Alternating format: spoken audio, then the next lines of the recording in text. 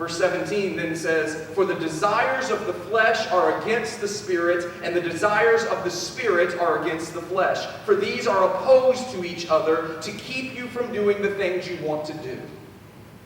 So let's wrestle with this tonight. How do we know the difference between the leadership of the Spirit and the control of our flesh? See, a question I'm asked often is, how do you know the difference? How am I supposed to know the difference between the voice of God and the voice of the enemy? Before we can figure that out, we've got to learn the difference between the Spirit and the flesh. I've got to learn the difference between how God leads and how I want Him to lead. I've got to learn the difference between what He's promised and what I'm grabbing hold of. I've got to learn how to lay myself down, right? Isn't that what Jesus said? Anyone who desires to come after me, what's the first thing you have to do? Deny yourself. Well, if I won't acknowledge that this is my flesh, I'm never going to deny it. In fact, I will try to use God's name to get my flesh everything it ever wanted. And that's where a lot of us live, if we're honest. We still want God to be the one who answers every request, who meets every desire, that just is giving me the life I always dreamed of, rather than the life that He created. We have to learn the difference between the leadership of the Spirit and the control of the flesh.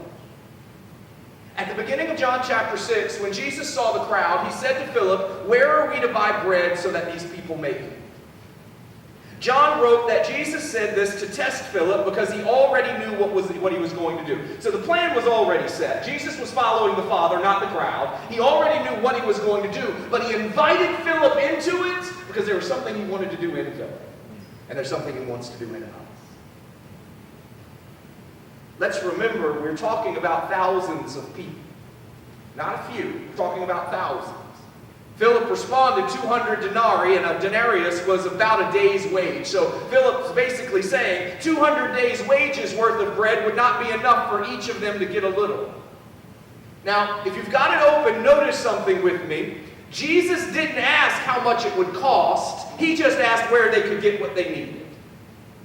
Last week, we said that the flesh stirs feelings and raises questions of lack, that every time we have that panicked feeling of not having enough, that it is the flesh at work. So let's add on to that. The flesh attempts to answer questions that were not asked. Most of our what-ifs are the work of the flesh. So Jesus was testing Philip's faith, but Philip was stuck in his flesh. How do we know this? He was looking at the size of the crowd. He was looking at the great cost of the bread. He was focused on everything but Jesus. Isn't that where I live way too often? Not even making it about you. Isn't that where I live way too often? Ed just prayed perfectly for the building, because don't we sometimes go to the building and say, are we ever going to get this thing done?